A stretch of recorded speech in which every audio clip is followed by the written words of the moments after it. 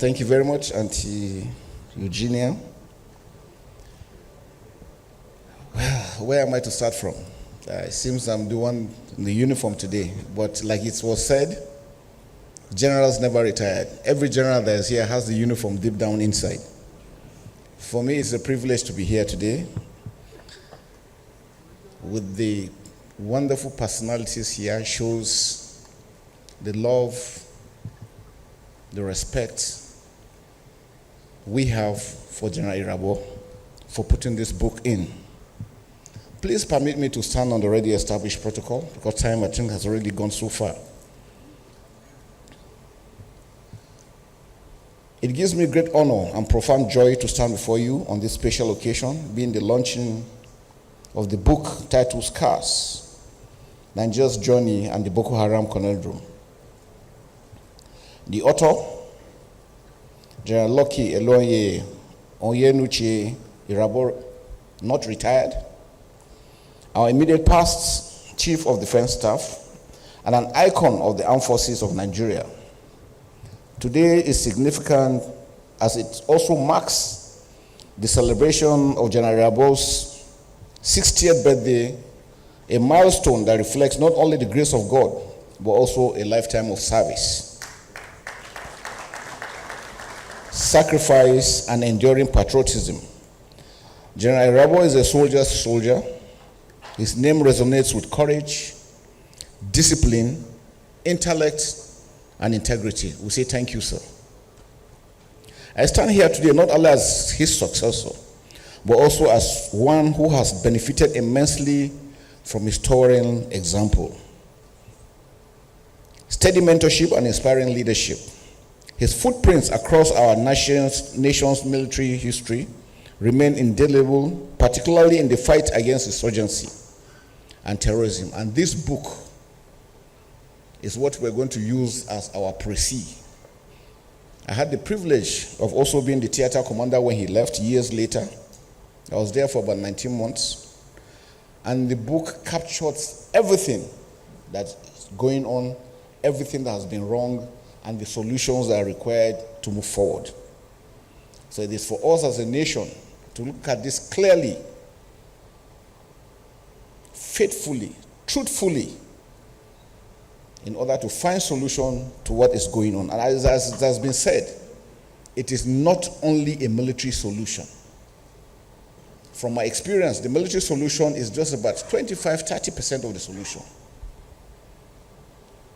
General Mongunu was here and he spoke about national cohesion. As long as we don't love ourselves as Nigerians, or we don't look at ourselves as our brothers' keepers, this will continue. If we want this to end, we must learn to live together as brothers and sisters. And it is not magic, it must be deliberate.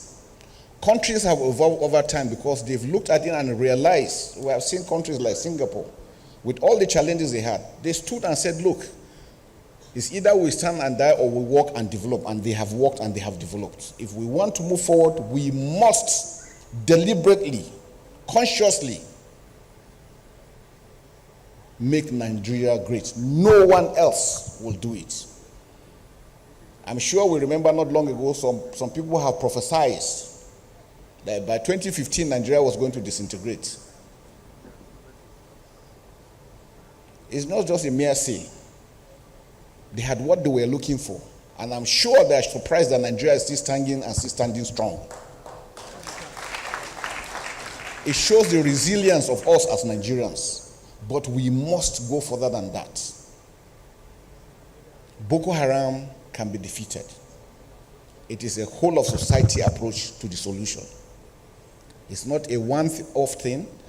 Like I said, it must be deliberate. Where we got to where we are today, when it started, it should have been nipped in the bud. Asymmetric warfare is a different kind of warfare to conventional kind of warfare. Conventional, you are dealing with states. Asymmetric warfare, the enemy is within. It could be your brother, it could be your father, your mother. The enemy is within. And identifying him is one aspect. And because they are dealing with ideology, it's not written on the forehead, it's within his mind. So you must find solution to the mindset of the people that are doing these things. And also look outward, because there are also people from the outside that are ready to ensure that they continue to succeed and the country continues to fail. We must not allow them succeed. And I'm sure working together, we will continue to win. His footprints across our nation's military history remain indelible, particularly in the fight against insurgency and terrorism. Even in retirement, he has continued to add his quota to solving the security challenges facing us as a country. His contribution is obvious in the launch of all this important book today. We just had the African Chief of Defense Staff conference, and he was there to bring his vast knowledge and experience to bear. And I can tell you it made a lot of difference, because all the chiefs of defense staffs that came, over 32 of them from African countries, knew that we as Africans need to take the challenges, need to take what is going on our own without having to wait or rely on any other person from somewhere to do that for us. It's on this note that I will also be giving some of my views on the way forward for national security in Nigeria. As we're aware, the security challenges across our country today is multifaceted and dynamic. Therefore, our national security approach must be dynamic and inclusive, engaging all sectors of society through a whole of society strategy. The current view of national security being strictly a responsibility of the security agencies need to be readdressed. We also need to strengthen our institutions such as the judiciary to speed up the process of bringing culprits to book. Furthermore, the capacity of all security agencies must be persistently enhanced to ensure that they all play their statutory roles professionally and diligently. The family institution is also critical to the national security of our nation. The failure of the family values is also affecting what is going on in the country as we speak today. We must therefore ensure that the national security starts with the family, because it's the unit of every community. This can only be achieved through a deliberate, sustained national orientation strategy with focus on educational programs across all strata of learning. Community engagement with local communities to build trust and help gather necessary intelligence is also very necessary. While in Maiduguri, that was the approach we took. We made everybody in the Northeast to understand that for us to win, everyone has a role to play. If you're a market woman, if you're working at the motor park, if you're a church leader or in the mosque, you have a role to play. And working together, we were able to succeed. This can only be achieved through the deliberate, sustained national orientation strategy with focus on educational programs that are called all strata of learning, community engagement with local communities to build trust and help gather intelligence is also very necessary. Such cooperation builds a sense of togetherness and facilitates patriotism from the grassroots. The integration of technology is also vital to national security, as leveraging technology will enhance security surveillance and response, particularly due to our large landmass and population. Our borders, as we understand, very porous, over 4,000 kilometers, 1,500 kilometers border with Niger Republic, part of our main issues that we are having. Also important necessary is regional cooperation and collaboration, because we can't do it alone. The multinational joint task force is working seriously. We need to enhance the capacity as well as the joint operations. The multinational task force in Chad remains a successful model for collective action against insurgents exploiting porous frontiers due to the effect of the worsening security situation in the Sahel, climatic effects. Lastly, and most importantly, we must all collectively address the root causes of insecurity, such as poverty, unemployment, and lack of education. We must also ensure that citizens do not feel voiceless, helpless, or marginalized. By working together with the government agencies, civil society, and international partners, we can build a safer and more prosperous Nigeria. With those brief views, I want to once again congratulate General Irabor on the launch of this wonderful piece of literature and celebrate him at 60. Let us draw inspiration from his journey, as his life reflects discipline, humility, courage, and unwavering faith in Nigeria.